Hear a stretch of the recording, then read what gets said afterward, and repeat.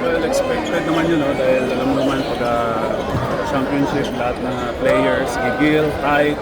So, nung first half, talagang masyadong tense yung mga teammates ko. And then, buti na lang nung second half, nakapagkatsa sila kasi after 20 years, nagka-experience sila ng ganitong crowd. Tsaka dito pa sa San Juan. So, expected yon, normal yon na magkaroon ng medyo tight yung galaw. Buti na lang nakapag-adjust. Especially yung mga kasama ko galing sa Asia. So, medyo pinalawang lang ng first half. At least, thank God, nanalo kami. And sa mga teammates, hindi pa tapos yung laban. Diba, may game 2 pa. So, yun ang mahirap pag ganito, pag naman ka sa series.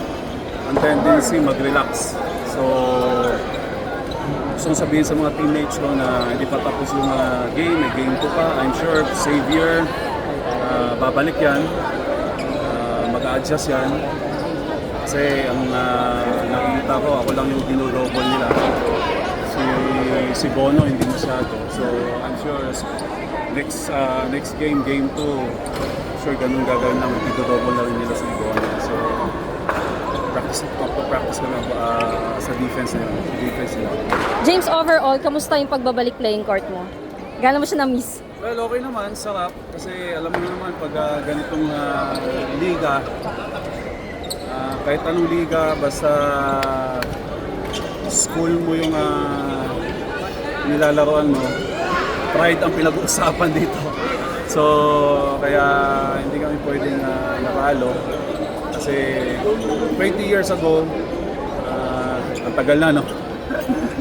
Every summer, Decades. pumupunta kami dito sa Manila kasi meron mga Chinese League. Lahat ng buong Chinese school sa buong Pilipinas, kung champion ka sa probinsya, magkita-kita dito yung mga champions na sa mga Chinese school. So, yun, after 20 years ago yun. So, ngayon nasundan, 20 years after. So, kaya exciting tong liga na to. Last time na nakaharap mo si Chris, teammates kayo sa Rain or Shine. Ngayon, magkalaban kayo sa finals. So, Ayun nga kamusta? Actually, ganun naman talaga eh. Pag isang player na ganun, competitive talaga. Siyempre, I'm sure si Chris, ganun din yung mindset niya. Fight din ang pinaglalabanan nila dito. Ganun din kay Joseph. So, I'm sure, next game, di magpapatalo yung mga yan. So, we need to be ready in that next game 2. Last for me, James, tapos na yung election, marami nag-a-ask na fans. What's next for James Yap? Babalik ka ba sa PBA? Focus muna ako dito sa finals na to and then tignan natin. Pero may usapan ba, nakakausap pa ba yung Magnolia? Kamusta? Wala. About sa retirement ng jersey mo? Anong status mo sa Blackwater? Nagpaalam ako yung election.